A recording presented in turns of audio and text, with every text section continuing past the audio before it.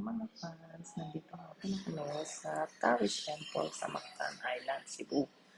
Napunta kami dito before Christmas at hindi naman masyadong matao. Napakaganda ng lugar at hindi ko alam kung magkano actually ang entrance fee pasok dito dahil kami ay isang nasa tourist group na nabayaran na namin altogether na package. It is worth it na bisitahin ito para makita naman ang ibang pananampalataya ng mga Taoist.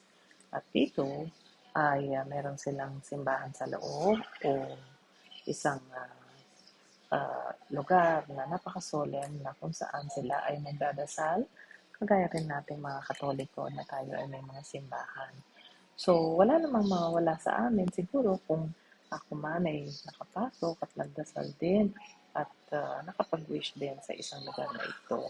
At ayos naman at makikita nyo, ito ay dala ng mga Taoist noon pa sa ating lugar sa Pilipinas at napakalaking istorya nito sa ating lugar sa Pilipino, mga Pilipino kagaya natin. At ito ay nasa tuktok ng bundok.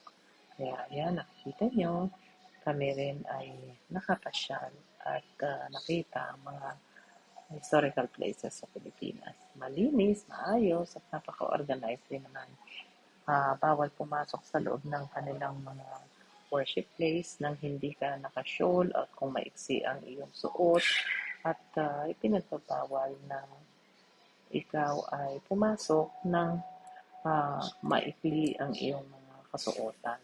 Kaya kung kayo ay pupunta dito, ah, siguraduhin niyo lamang na kayo ay may mga dalang mga tamang kasuotan para ma-enjoy ninyo ang lugar. At sige lang, dito lang tayo at mamasyal at makibahagi sa aming experience. Maraming salamat. Good day sa inyong lahat mga fans. Bye-bye!